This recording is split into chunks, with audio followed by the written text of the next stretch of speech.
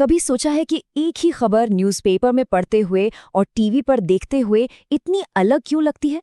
आज हम इसी के पीछे की कला और विज्ञान को समझने वाले हैं कि कैसे अलग-अलग माध्यमों के लिए लिखने का अंदाज और तरीका पूरी तरह बदल जाता है।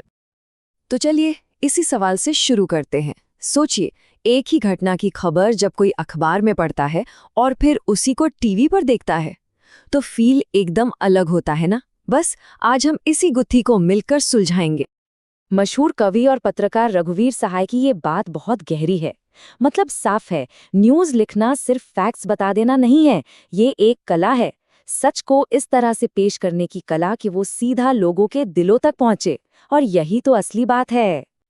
तो बात साफ है, हर माध्यम का अपना एक अलग मिजाज होता है। अखबार में लिखने का अंदाज रेडियो पर बोलने के तरीके से बिल्कुल अलग होगा, और जो टीवी पर दिखता है वो इंटरनेट की दुनिया से एकदम जुदा है। पर ऐसा है क्यों? सीधी सी बात है, क्योंकि हम सब इन्हें अलग अलग तरीके से इस्तेमाल करते हैं। और पता है, ये समझना सिर्फ राइटर्स के लिए ही जरूरी नहीं है, हम सबके लिए जरूरी है। क्योंकि जब हम इन नियमों को जान जाते हैं ना, तो हमें ये भी समझ आने लगता है कि कोई खबर हम तक किस शक्ल में और क्यों पहुंच रही है। तो चलिए मिलते हैं कम्युनिकेशन के उन 4 महारथियों से जो आज हमारी दुनिया को शेप दे रहे हैं। ये हैं प्रिंट, रेडियो, टीवी और इंटरनेट। आज के दौर के कह सकते हैं 4 सबसे मजबूत स्तंभ।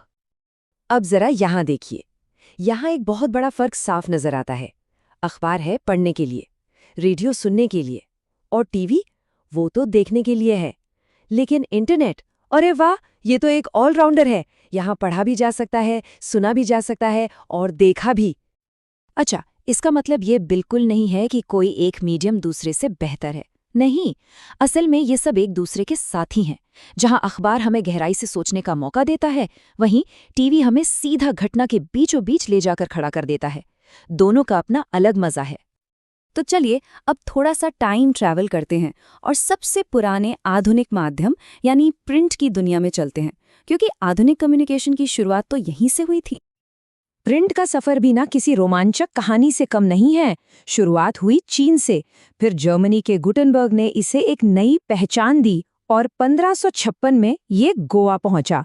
सोचिए, इस एक आविष्कार ने दुनिया को हमेशा हमेशा के लिए बदल दिया। तो प्रिंट की सबसे बड़ी ताकत क्या है? वो है छपे हुए शब्दों का जादू, जो कभी खत्म नहीं होता। एक बार जो छप गया, वो तो समझो इतिहास का हिस्सा बन गया। इसे आराम से पढ़ सकते हैं, बार बार पढ़ सकते हैं, और हाँ, सालों तक संभाल कर भी रख सकते हैं। और क्योंकि छपे हुए शब्द हमेशा के लिए रह जाते हैं, इसीलिए प्रिंट में लिखने के लिए भाषा पर जबरदस्त पकड़ होनी ही चाहिए। ये सिर्फ खबरें देने का माध्यम नहीं है, ये गहरी सोच और विश्लेषण का भी एक बहुत बड़ा मंच है। पर जैसा हम जानते हैं, हर चीज़ की अपनी खूबियां होती हैं, तो कुछ सीमाएं भी होती हैं। प्रिंट की भी अपनी कुछ लिमिटेशंस हैं, और मज़े की बात यह है कि इन्हीं सीमाओं ने दूसरे नए माध्यमों को जन्म दिया। तो चलिए अब इन चुनौतियों पर भी एक नज़र डालते हैं। प्रिंट की 3 सबसे बड़ी चुनौतियां हैं। पहले, ये उन लोगों के लिए नहीं है जो पढ़ लिख नहीं सकते। दूसरी, ये टीवी या रेडियो की तरह, आपको पता है, ब्रेकिंग न्यूज़ तुरंत नहीं दे सकता। और तीसरी और बहुत ज़रूरी, इसमें जगह की बहुत पाबंदी होती है, हर शब्द की कीमत होती है। और बस यहीं से डेडलाइन का खेल शुरू होता है।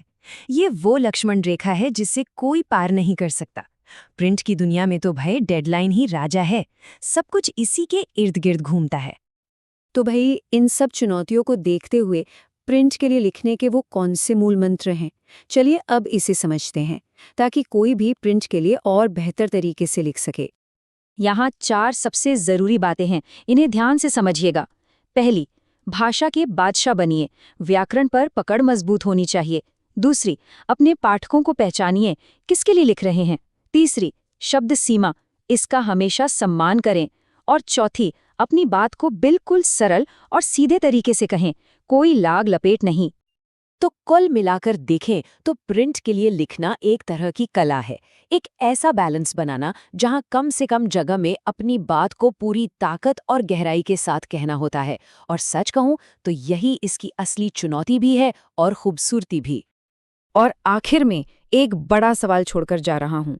आज के इस डिजिटल तूफान में, जहां हर सेकंड कुछ नया हो रहा है, क्या प्रिंट के ये नियम पुराने हो चुके हैं, या फिर इस शोर शराबे के बीच हमें साफ, सधी हुई और गहरी बातों की पहले से भी ज्यादा जरूरत है। सोचिएगा जरूर।